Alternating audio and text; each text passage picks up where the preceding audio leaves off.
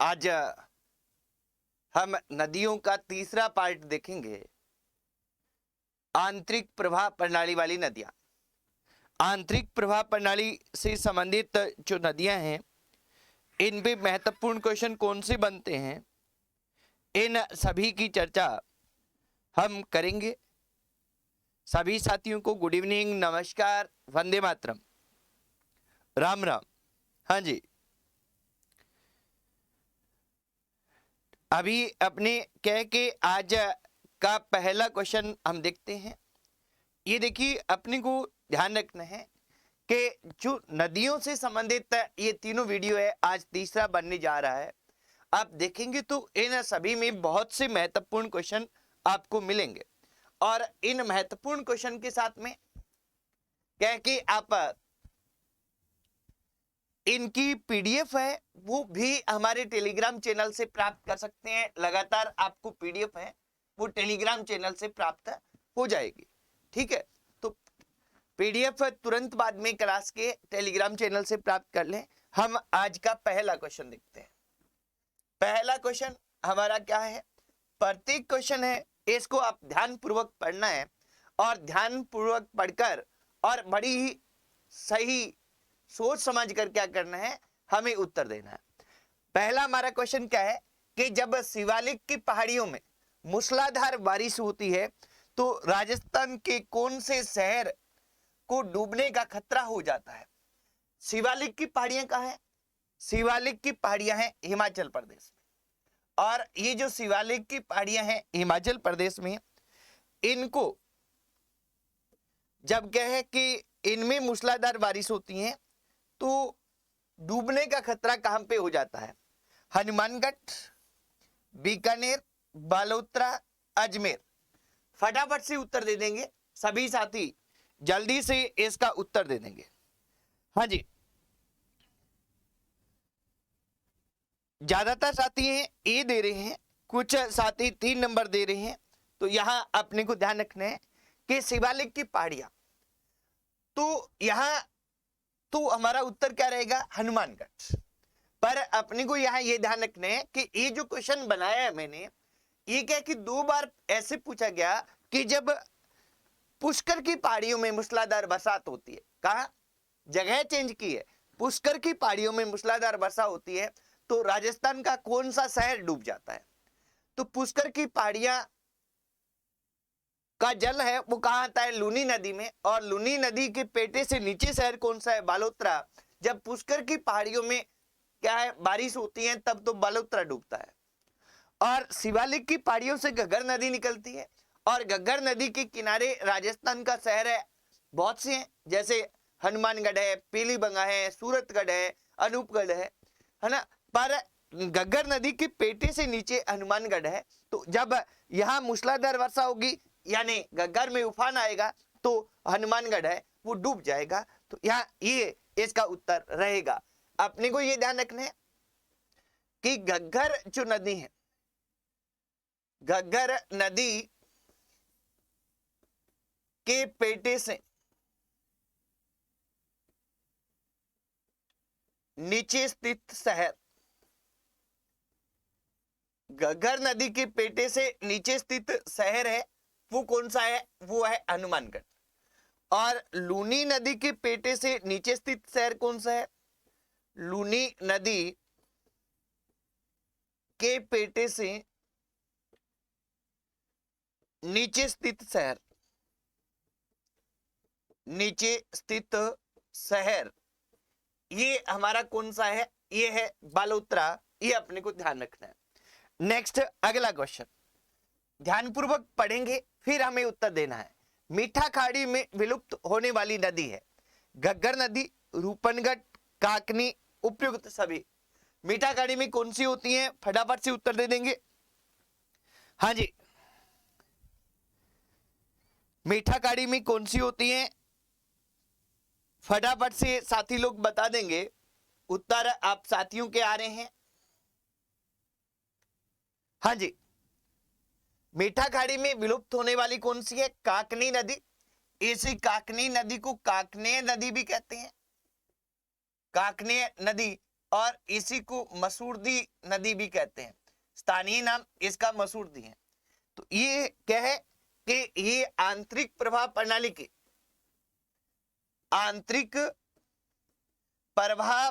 की सबसे छोटी नदी है। प्रवाह प्रणाली की सबसे छोटी नदी, और इसकी लंबाई कितनी है? सबसे छोटी नदी है और इसकी लंबाई है 17 किलोमीटर।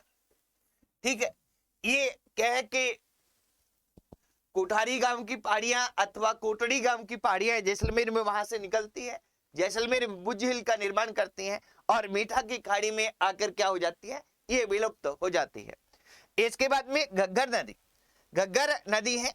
ये इसका विलुप्त कहाँ होती है? विलुप्त होने का स्थल आपने देखिए तो इसका अंतिम गंतव्य स्थल है ये फोर्ट अब्बास है। और ये जो फोर्ट अब्बास है अंतिम गंतव्य स्थल, ये कहां पे है? ये पाकिस्तान में फोर्ट अब्बास में घग्गर नदी है। यह अंतिम गंतव्य स्थल इसका रहता है। और ये ध्यान रखना है कि ये जो घग्गर नदी है ये हमारी आंतरिक प्रवाह प्रणाली की सबसे लंबी नदी है। सबसे लंबी नदी कौन सी है? आंतरिक प्रवाह प्रणाली की सबसे लंबी नदी है वो घग्गर है और इसकी लंबाई है 465 किलोमीटर। सबसे लंबी नदी ये है और सबसे छोटी नदी ये है। रूपनगढ़ नदी है। ये रूपनगढ़ सलेमाबाद किशनगढ़ अजमेर से निकलती है। और अंतिम गंतव्य स्थल इसका कौन सा है? अंतिम गंतव्य स्थल है सांबर झील। सांबर झील में ये क्या है? गिरती है।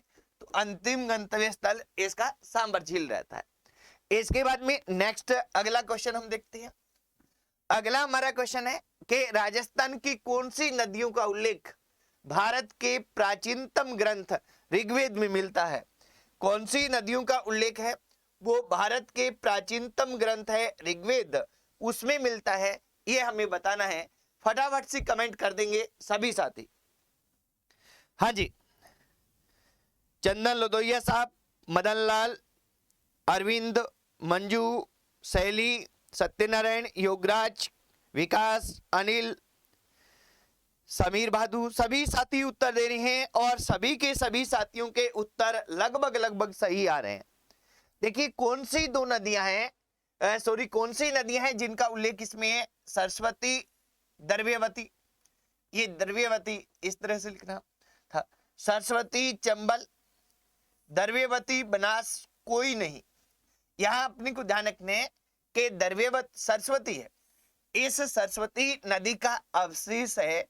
ये राजस्थान में किसको माना जाता है? घग्गर नदी को माना जाता है। घग्गर नदी को सरस्वती नदी का अवशेष माना जाता है।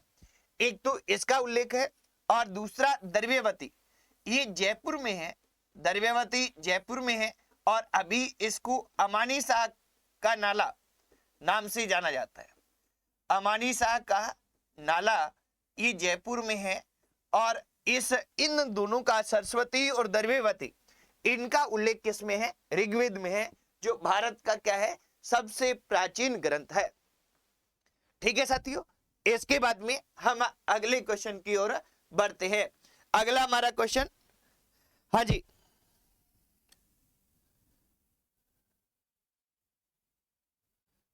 घनश्याम बीरट साहब कह रहे हैं कि सर आज ऐसे लग रहा है कि आप स्कूल में पढ़ा रहे हैं।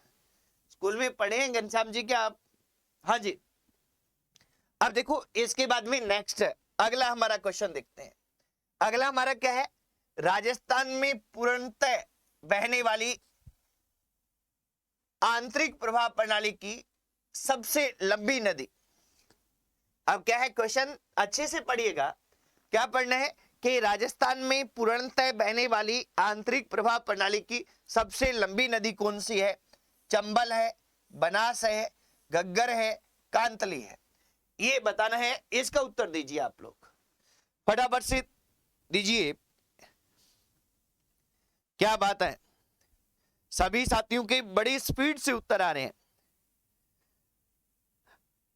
हाँ जी, अब देखिए इसका जो उत्तर है, इसका उत्तर ज्यादातर साथी सही दे रहे हैं। आंतरिक प्रवाह प्रणाली की पूर्णतः, ये ध्यान रखना है, पूर्णतः राजस्थान में बहने वाली नदी कांतली है। और इस क्या कि ये सिक्कर झुंझुनू में बहती है, जैसा हमें पता है। क्या है कि इसके बारे में वैसे बता देता हूं कि ये खंडेला की पहाड़ी और सिक्कर से निकलती है, और ये झुंझुनू जो जिला है इसको बराबर दो भागों में बांटती है। चूरू और झुंझुनू की सीमा पर यह समाप्त हो जाती है। इसके किनारे गणेश्वर सभ्यता विकसित है, और ये आंतरिक प्रवाह प्रणाली की पूर्णतः राजस्थान में बहने वाली सबसे लंबी नदी है। और इसकी जो लंबाई है, ये लंबाई कितनी है, 134 किलोमीटर है। यहाँ मित्रों अपने को ये ध्यान रखना है कि कुछ जगह इसकी लंबाई आपको 100 किलोमीटर भी मिल सकती है। क्या है, कुछ जगह आपको 100 किलोमीटर भी मिल सकती है। और इसके बाद में जो घग्गर है, ये आंतरिक प्रवाह प्रणाली की सबसे लंबी नदी है, यानी पूर्णतः राजस्थान की नहीं, आंतरिक प्रवाह प्रणाली की सबसे लंबी नदी, ये सबसे लंबी नदी है, ये घग्गर है। और इसकी लंबाई जैसे हमने पिछले क्वेश्चन में लिख लिया 465 किलोमीटर है। पूर्णतः राजस्थान में बहने वाली ये है, वैसे आंतरिक प्रवाह प्रणाली की ये है। ये क्या है, बनास पूर्णतः राजस्थान में बहने वाली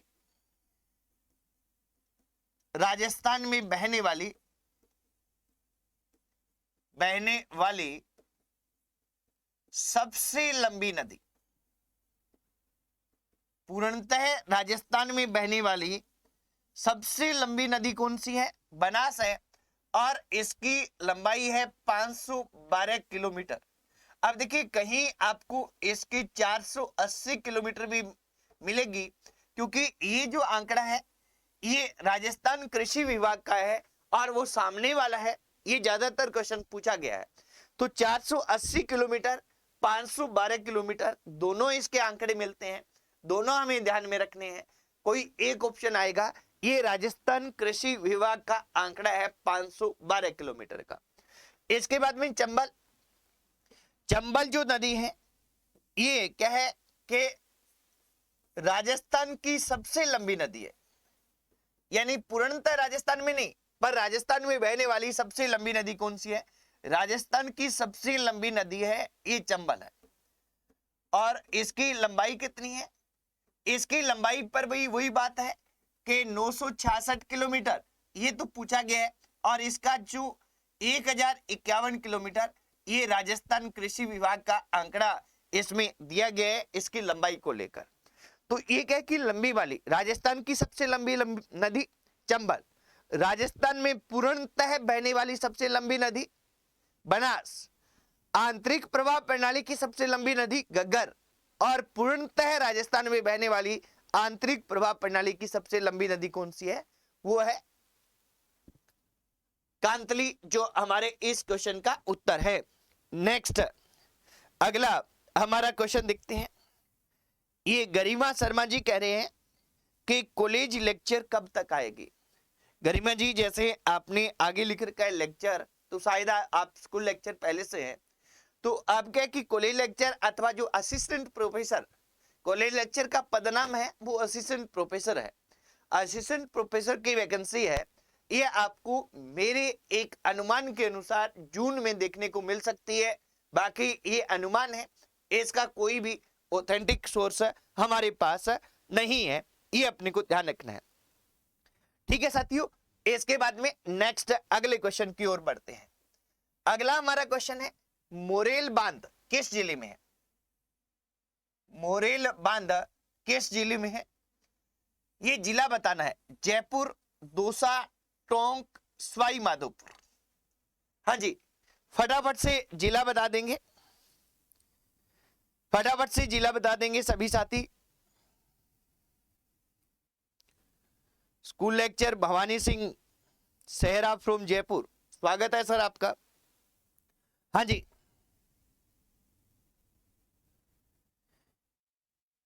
सभी साथियों के उत्तर आ रहे हैं स्पीड से। इस बीच में एक साथी नरेंद्र जी पूछ रहे हैं मकवाना कि पॉलिटिकल साइंस के इंटरव्यू ऑनलाइन नहीं करवाएंगे क्या। अब अब देखिए इंटरव्यू जो मॉक इंटरव्यू है असिस्टेंट प्रोफेसर के, उनका 1-2 दिन में ही स्थिति है वो आपकी स्पष्ट कर देंगे भी किस तरह से करवाएंगे, कैसे करवाएंगे, क्या होना है नरेंद्र जी। अब देखो यहाँ उत्तर क्या आ रहा है, ज्यादातर साथियों का सही आ रहा है। मोरेल बांध कहाँ बना हुआ है? सवाई माधोपुर में। अब देखिए ये मोरेल बांध है, ये कौन सी नदी पे बना हुआ है? मोरेल नदी पर बना हुआ है। और मोरेल नदी है ये इस पे सवाई माधोपुर में बना हुआ है। जयपुर है, जयपुर में हमने जैसी बात की थी पहले कि रामगढ़ बांध है, यहां बना हुआ है। जयपुर में रामगढ़ बांध है, ये बाणगंगा नदी पर बना हुआ है। बाणगंगा नदी पर रामगढ़ बांध है, ये जयपुर में बना हुआ है। दौसा में क्या है? दौसा में माधो सागर बांध है, माधो सागर बांध। और ये माधो सागर बांध भी कहां बना हुआ है? बाणगंगा नदी पर बना हुआ है। टोंक है, टोंक में बिशलपुर बांध है, और ये बिशलपुर बांध है ये बनास नदी पर बना हुआ है। इसके अलावा अपने कल बात की थी वो ये की थी कि यहाँ क्या है कि टोरडी सागर बांध है जो सुहादरा नदी पर बना हुआ है, टोंक जिले में है, जिसमें सभी मोरियां खोल देने पर एक बूंद भी पानी नहीं ठहरता। ये अपने को ध्यान रखना है।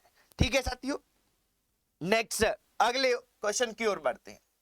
अगला हमारा क्या है कि सिकरी बांध का निर्माण, कौन से बांध का निर्माण? सिकरी बांध का निर्माण किस नदी पर किया गया है? रूपारेल पर, बाणगंगा पर, पार्वती पर, जाखम पर। कौन सी नदी है जिस पर सिकरी बांध का निर्माण किया गया है, ये बता देना है फटाफट से। हाँ जी, नरेंद्र जी कह रहे हैं कि सर जी नींद नहीं आ रही, सच बताएं बहुत टेंशन है। स्वाभाविक है कि एक अभ्यर्थी होता है, सीरियस अभ्यर्थी होता है, वो क्या है कि जब रिटर्न परीक्षा पास कर लेता है तो इंटरव्यू की टेंशन रहती है। पर इस इंटरव्यू को हम कहे कि ऑफलाइन जरूर आयोजित करेंगे, पर ऑनलाइन करेंगे या नहीं करेंगे इसकी सूचना आपको दे दी जाएगी। हाँ जी, सिकरी बांध किस नदी पे है? रूपारेल नदी पर, बाणगंगा नदी पर, पार्वती नदी पर, जाखम नदी पर। फटाफट से बता देंगे।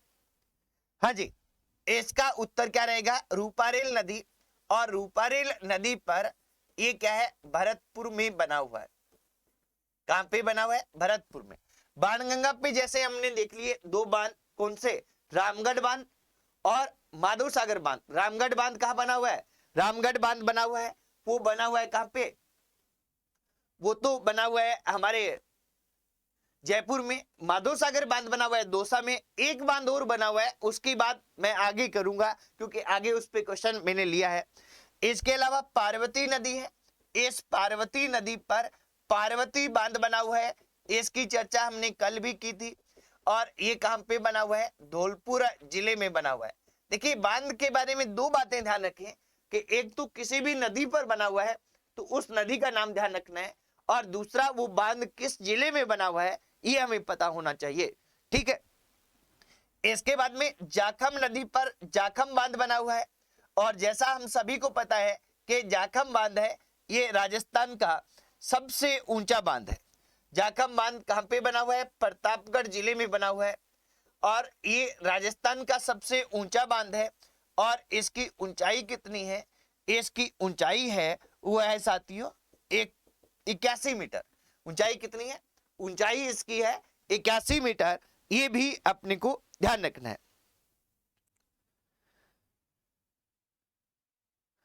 इसके बाद में नेक्स्ट अगला क्वेश्चन, अगला क्वेश्चन क्या है? राजस्थान का न्यूनतम क्षेत्रफल घेरने, ये घेरने वाला है, न्यूनतम क्षेत्रफल घेरने वाला अफवाह तंत्र है। राजस्थान का न्यूनतम क्षेत्रफल घेरने वाला अफवाह तंत्र कौन सा है ये हमें बताना है। हाँ जी, इसके हाँ जी फटाफट से बताएंगे। न्यूनतम अफवाह तंत्र घेरने वाला कौन सा अफवाह तंत्र है? न्यूनतम क्षेत्रफल घेरने वाला हाँ जी, सत्यनारायण जी, शैली, अरविंद उत्तर दे रहे हैं। योगराज, यहाँ अपने को ध्यान रखना है कि राजस्थान का जो न्यूनतम क्षेत्रफल गिरने वाला है वो कौन सा है। अभी साथी लोग उत्तर दे रहे हैं। न्यूनतम बताना है हमें, क्या बताना है, न्यूनतम। आप ज्यादातर अधिकतम बता रहे हैं। हमारा जितना क्षेत्रफल है ना, जितना अपवाह तंत्र है, ये 3 भागों में बंटा हुआ है। ये अरब सागर की नदियां, यानी अरब सागर की ओर जल ले जाने वाली नदियां, बंगाल की खाड़ी की ओर जल ले जाने वाली नदियां, और आंतरिक प्रवाह प्रणाली की नदियां। ये क्या है कि 3 में बटा हुआ है। तो इसमें क्या है कि अरब सागर की ओर जल जो ले जाती है नदियां, ये 17% क्षेत्रफल पर फैली हुई हैं। बंगाल की खाड़ी की ओर जल ले जाती हैं, ये 23% क्षेत्र पे फैली हुई हैं। और आंतरिक प्रवाह प्रणाली वाली 60% पे फैली हुई हैं। यानी इस तरह से क्या है, सबसे कम अरब सागर, 2 नंबर पे बंगाल की खाड़ी, और तीसरा आंतरिक प्रवाह प्रणाली की नदियां हैं, ये हमारे यहाँ है। तो यहाँ न्यूनतम पूछा है, तो न्यूनतम हमारा उत्तर क्या रहेगा, अरब सागर की नदियां हैं, ये अपवाह तंत्र हमारा रहेगा। अब देखो यहाँ ये क्वेश्चन बहुत ही अच्छा क्वेश्चन है, इसको आप अच्छे से नोट कीजिएगा। राजस्थान में कुल वाटर ब्लॉक कितने हैं, राजस्थान में वाटर ब्लॉक कितने हैं ये हमें बताना है। क्या बताने हैं, वाटर ब्लॉक बताने हैं। तो वाटर ब्लॉक कितने हैं ये आप बता दीजिए फटाफट से। हाँ जी, अरविंद कह रहे हैं 209, सत्यनारायण जी कह रहे हैं 1, रमेश कड़वासरा 1, विकास कह रहे हैं 209। हाँ जी, अब देखो यहां क्या है कि अपने जो ऑप्शन दिए गए, क्वेश्चन क्या है कि राजस्थान में कुल वाटर ब्लॉक कितने हैं, 249 है। कुल कितने हैं, कुल है 249। ठीक है, इसमें से डार्क जोन यानी क्या है कि ऐसे वाटर ब्लॉक जिनमें क्या है, जिनमें पानी की कमी है, कमी दर्शाई जाएगी, यानी कमी रहती है। कितने हैं, 249 में से 249 में से 209 है। और पर्याप्त पानी वाले, पर्याप्त पानी है, ये पर्याप्त पानी वाले जो वाटर ब्लॉक है वो है 40। टोटल कितने हैं, 249 है। ये अपने को ध्यान रख लेने हैं, इस पे आप गौर करेंगे। नेक्स्ट अगले क्वेश्चन की ओर हम बढ़ते हैं। अगला हमारा क्वेश्चन क्या है, अगला क्वेश्चन है कि निम्न में से आंतरिक प्रवाह प्रणाली वाली नदी नहीं है। क्या है, हमें बताना है कि कौन सी नदी आंतरिक प्रवाह प्रणाली की नहीं है। घग्गर, कांतली, साबी, कोठारी। हाँ जी, फटाफट से कमेंट कर देंगे साथी लोग, फटाफट से कमेंट कर देंगे। अरविंद बिश्नोई, रमेश कड़वासरा उत्तर दे रहे हैं, और अब स्पीड से उत्तर आप सभी साथियों के चलने लग गए हैं, और सभी साथी ये उत्तर सही दे रहे हैं। कौन सी, कोठारी नदी है, ये नहीं है। कोठारी किसकी सहायक नदी है, कोठारी है ये बनास की सहायक नदी है। और किसकी नदी है, सहायक नदी, बनास की सहायक नदी है। और अपने को पता है कि बनास है ये अपना जल कहाँ ले जाता है, बंगाल की खाड़ी में। तो ये बंगाल की खाड़ी में जल ले जाती है। तो यहाँ क्या है कि ये बंगाल की खाड़ी अपवाह तंत्र है। बाकी घग्गर, कांतली, साबी, ये सभी की सभी क्या है, ये सभी की सभी आंतरिक प्रवाह प्रणाली वाली नदी है, ये अपने को ध्यान रखना है। नेक्स्ट है, अगले क्वेश्चन की ओर बढ़ते हैं। अगला क्वेश्चन देखिए आप, क्या है कि निम्न में से, क्या है कि निम्न में से कौन सी नदी रुंडित सरिता कहलाती है। रुंडित सरिता कहलाती है कांतली, घग्गर, बाणगंगा, काकने। हाँ जी, रुंडित सरिता नदी कौन सी कहलाती है ये हमें बताना है। हाँ जी, फटाफट से बता देंगे। बिल्कुल सभी साथियों के उत्तर आ रहे हैं, बहुत अच्छे आ रहे हैं। और यहाँ आप देखिए कि यहाँ रुंडित सरिता है, ये कौन सी नदी है, बाणगंगा नदी को कहते हैं, क्योंकि ये जगह जगह रुक जाती है इसलिए इसको रुंडित सरिता कहा जाता है। बाणगंगा नदी पर एक अजान बांध भी बना हुआ है। कौन सा बांध, अजान बांध है, ये बना हुआ है। और अजान बांध है, ये क्या है कि ये केवलादेव घाना वन्य जीव अभ्यारण्य को, केवलादेव घाना वन्य जीव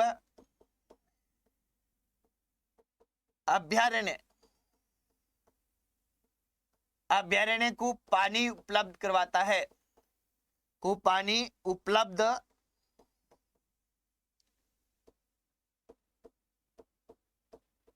करवाता है, ये अपने को ध्यान रखना है। केवलादेव क्या करता है, केवलादेव वन्य जीव अभ्यारण्य को अजान बांध पानी उपलब्ध करवाता है। अजान बांध से पानी के, अजान बांध किस पे बना हुआ है, बाणगंगा पे बना हुआ है, ये अपने को ध्यान रख लेना चाहती हो। ठीक है, तो ये आज के हमारे क्वेश्चन थे। कल हमारा जो टॉपिक रहेगा वो रहेगा राजस्थान की झीलें। कल का टॉपिक क्या रहेगा, राजस्थान की झीलें। तो राजस्थान की झीलें आप पढ़ के आइएगा कल, और कल अपने 9:15 बजे मिलते हैं और फिर राजस्थान की झीलों पर बात करते हैं। आज इतना ही साथियों, जय हिंद, वंदे मातरम।